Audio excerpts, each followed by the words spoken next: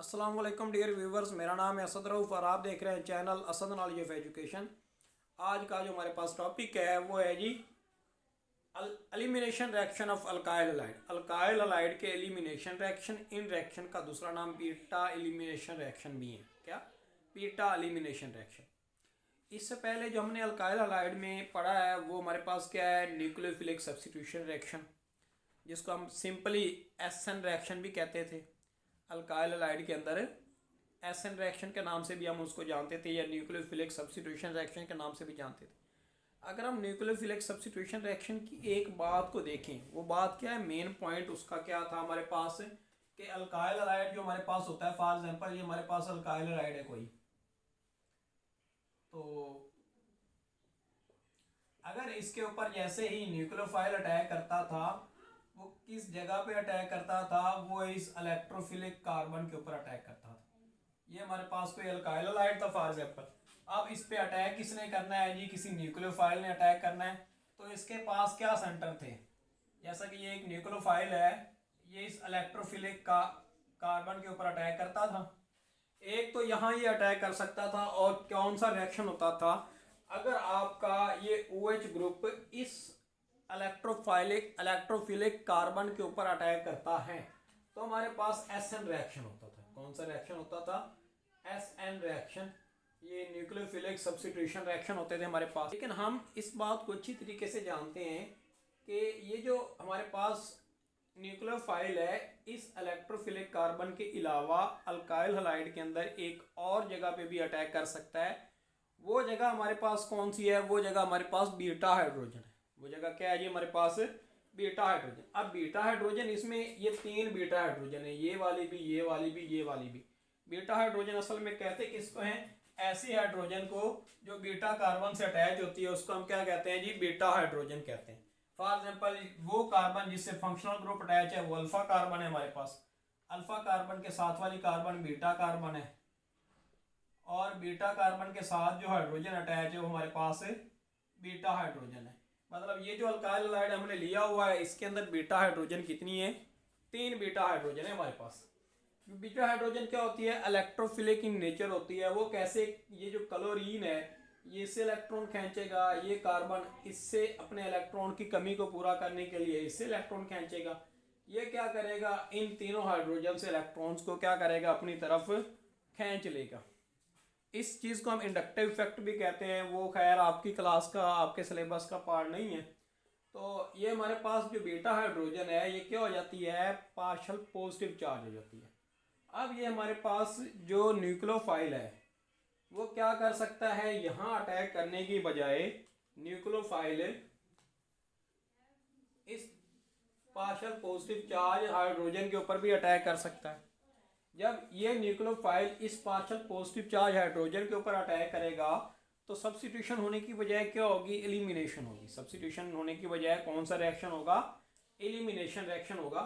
तो इसको हम क्या कहते हैं? ये हमारे पास एलिमिनेशन रिएक्शन है या ई रिएक्शन है हमारे पास।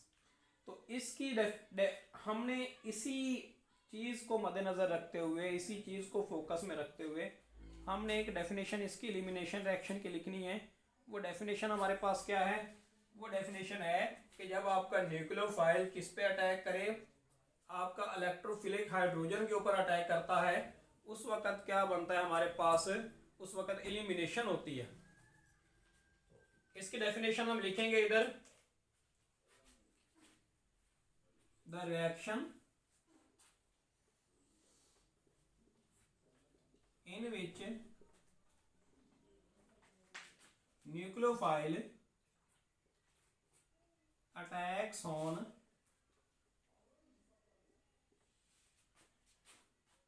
electrophilic hydrogen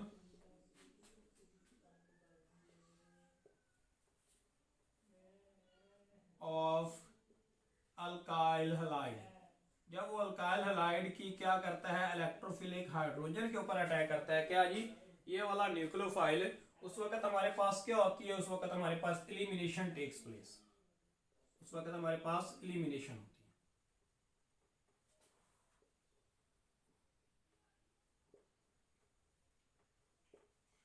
ये तो वीडियो कैसी आ रही है। नेक्स्ट हम इसकी टाइप्स की बात करते हैं।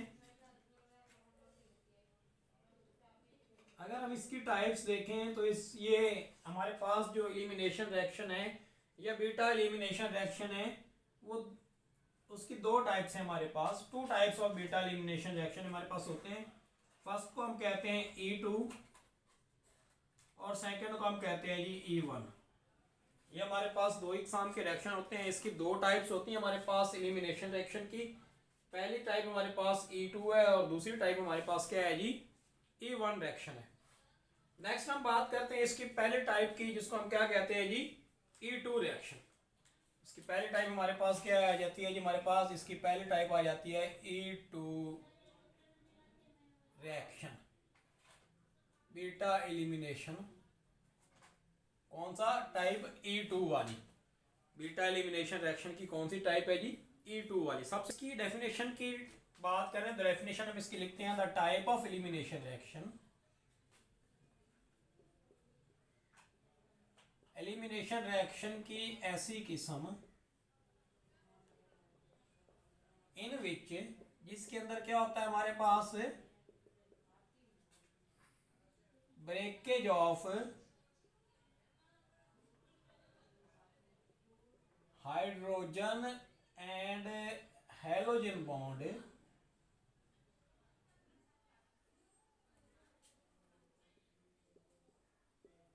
Takes place at the same time. जिनमें ये दोनों किस्म के जो बॉन्ड टूटते हैं वो एक ही टाइम पे होते हैं, takes place at the same time. हमने इसकी डेफिनेशन लिखी। डेफिनेशन में हमने क्या लिखा, टाइप ऑफ एलिमिनेशन रिएक्शन, ये एलिमिनेशन रिएक्शन की एक ऐसी टाइप है जिसके अंदर ब्रेकेज होती है बॉन्ड्स की। किन किन दो बॉन्ड की ब्रेकेज होती है, हाइड्रोजन बॉन्ड की और दूसरा हमारे पास किस बॉन्ड की होती है, हैलोजन बॉन्ड की। ये जो दो बॉन्ड टूटते हैं अल्काइल हैलाइड के अंदर, वो दोनों एट द सेम टाइम टूटते हैं, एक ही टाइम पे टूटते हैं। इसलिए हम इसको क्या कहते हैं जी, E2 रिएक्शन कहते हैं। अगर हम E2 रिएक्शन का एक मैकेनिज्म चेक करें कि E2 रिएक्शन किस तरह से होता है हमारे पास, तो हम एक अल्काइल हैलाइड लेते हैं हमारे पास। फॉर एग्जांपल ये हमारे पास अल्काइल हैलाइड है। हमने कौन सा अल्काइल हैलाइड ले लिया जी, इथाइल ब्रोमाइड भी ले सकते हैं, इथाइल क्लोराइड भी ले सकते हैं। हमने इथाइल क्लोराइड ले लिया हमारे पास। इधर भी हाइड्रोजन है हमारे पास इथाइल के, इधर ये हाइड्रोजन है। ये हमारे पास कोई हैलोजन अटैच है, फॉर एग्जांपल वो हैलोजन हमारे पास क्लोरीन है। तो होगा क्या, हमारे पास एक जो न्यूक्लियोफाइल है हमारे पास, फॉर एग्जांपल ये OH नेगेटिव एक न्यूक्लियोफाइल है। ये तीन इसमें हमारे पास बीटा हाइड्रोजन है, 1 2 3। ये जो बीटा हाइड्रोजन है हम पहले बात कर चुके हैं इधर। ये क्या होती है हमारे पास, इलेक्ट्रोफिलिक इन नेचर होती हैं। ये क्या होती हैं, इलेक्ट्रोफिलिक इन नेचर होती हैं। तो ये जो न्यूक्लियोफाइल है इन तीन हाइड्रोजन में से किसी भी हाइड्रोजन पे अटैक कर सकता है। फॉर एग्जांपल इस न्यूक्लियोफाइल ने इधर अटैक कर दिया है।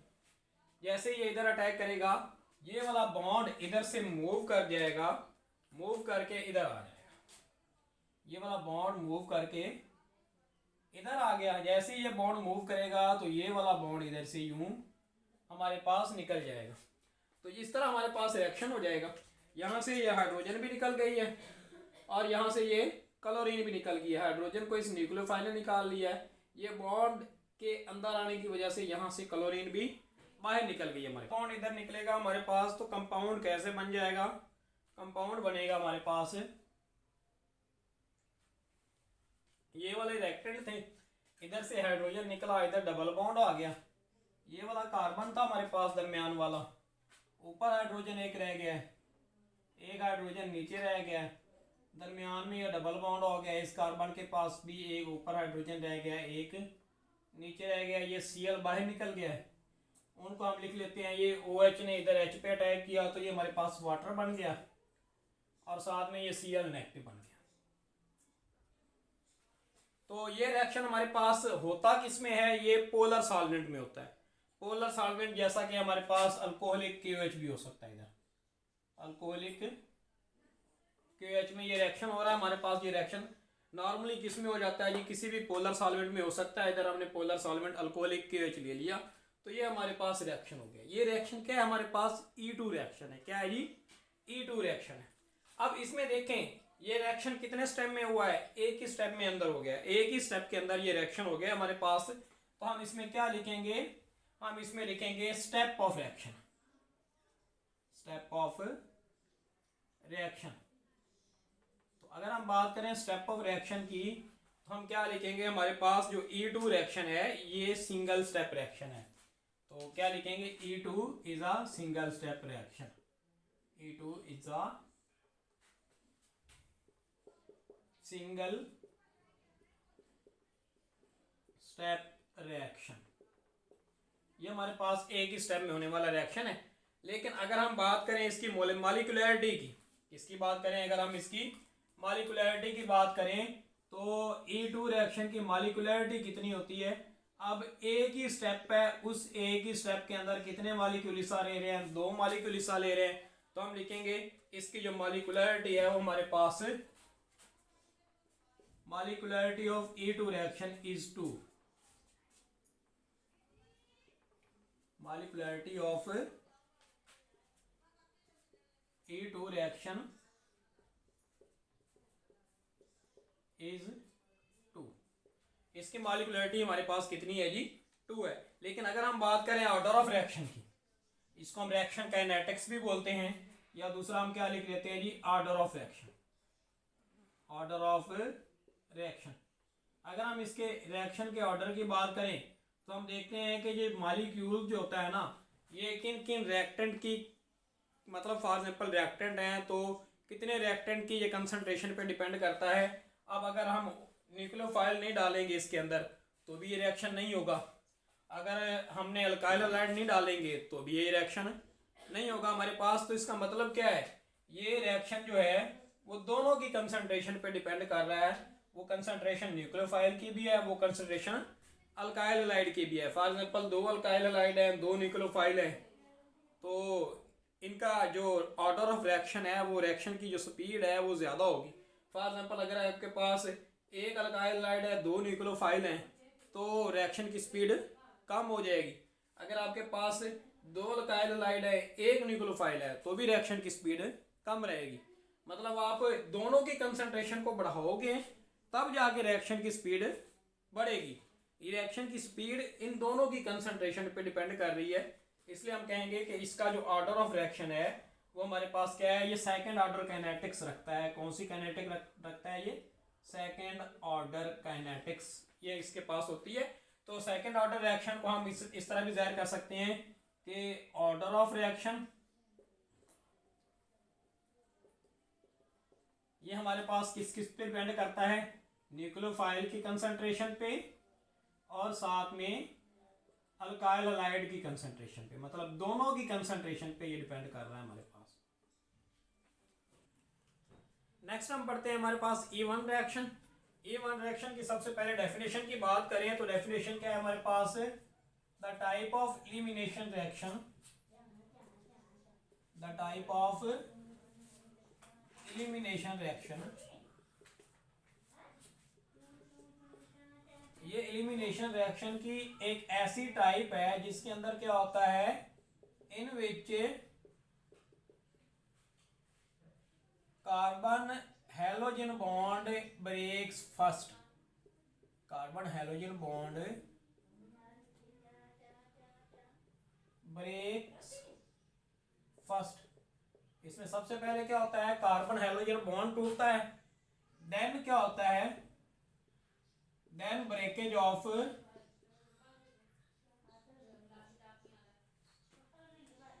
Carbon hydrogen bond takes place. इसके अंदर जो दोनों टूटने वाले बॉन्ड हैं वो एट अ डिफरेंट टाइम टूटते हैं, लेकिन E2 के अंदर वो दोनों सेम ही टाइम पे टूटते थे। Carbon hydrogen bond takes place मतलब पहले क्या काम हो रहा है, पहले हमारे पास कार्बन हाइड्रोजन बॉन्ड टूट रहा है, उसके बाद कार्बन हाइड्रोजन बॉन्ड टूट रहा है। मतलब क्या है, इसमें पहले आयोनाइजेशन हो रही है, बाद में हमारे पास क्या हो रही है जी, रिमूवल ऑफ हाइड्रोजन हो रही है। वो कैसे, हमारे पास हम इसकी एक रिएक्शन से इसको समझने की कोशिश करते हैं। ये हमारे पास कोई अल्काइल हैलाइड था, हमारे पास ये सी, इसके साथ ये जो हैलोजन अटैच है, ये इधर हमारे पास CH3 है जी, इधर एक CH3 है जी, इधर हमारे पास ये अल्काइल हैलाइड हमने ले लिया है, ये tertiary alkyl halide. First of all जैसे ही हम इसको नॉन पोलर सॉल्वेंट के अंदर डालेंगे, पिछले वाले रिएक्शन को हमने पोलर सॉल्वेंट में करवाया था, इसको हम नॉन पोलर सॉल्वेंट में करवाएंगे। जैसे ही हमने इस कंपाउंड को नॉन पोलर सॉल्वेंट में डाला तो ये कंपाउंड क्या हो गया, आयोनाइज हो गया। ये कंपाउंड क्या हो गया, आयोनाइज हो गया, मतलब नेगेटिव पार्ट अलग चला गया, पॉजिटिव पार्ट अलग चला गया। जैसा कि हमारे पास इस तरह ये आयोनाइज हो गया,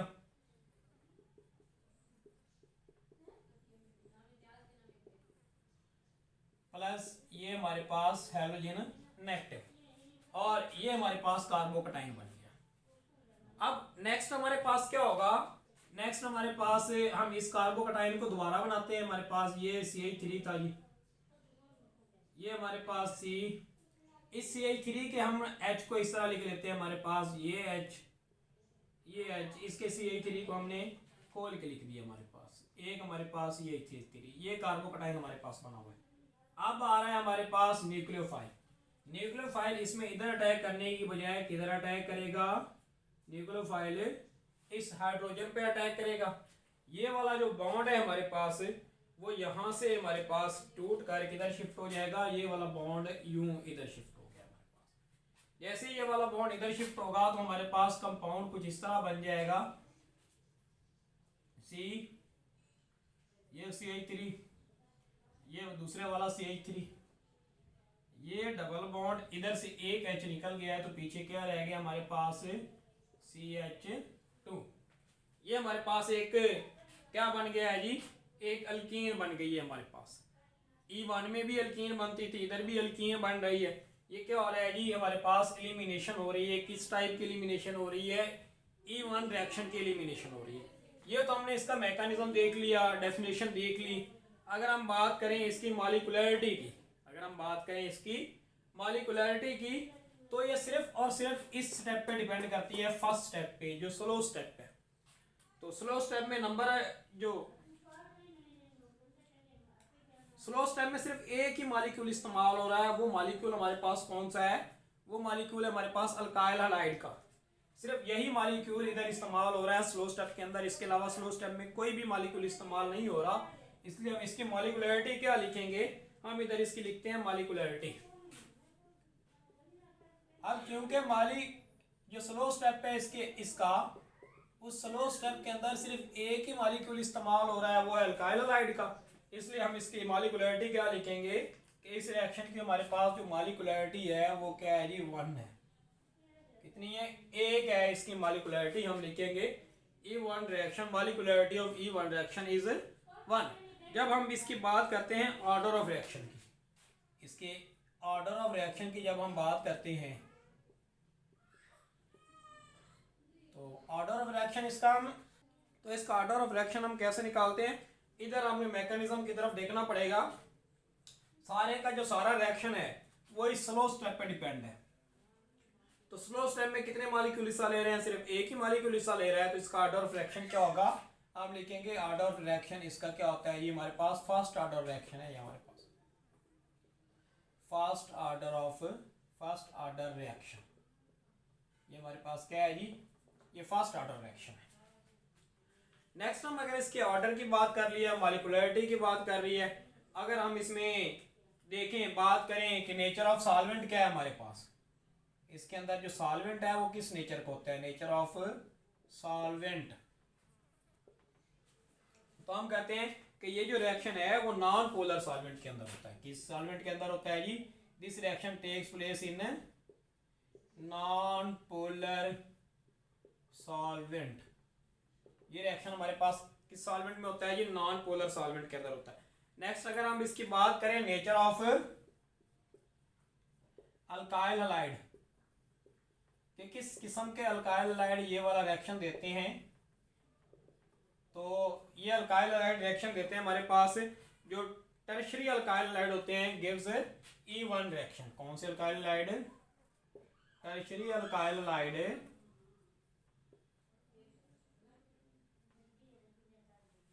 गिव्स E1 रिएक्शन। जो टर्शियरी अल्काइल हाइड होते हैं वो हमारे पास E1 रिएक्शन देते हैं, हमारे पास जो प्राइमरी होते हैं वो बिल्कुल ही E1 रिएक्शन नहीं देते। तो ये था आज का हमारा टॉपिक है। अगर आपको पसंद आया हो तो आपने चैनल को सब्सक्राइब कर लेना है, वीडियो को लाइक कर देना है और बेल आइकॉन को दबा देना है ताकि नई आने वाली वीडियोस आपको टाइम पे मिलती रहे।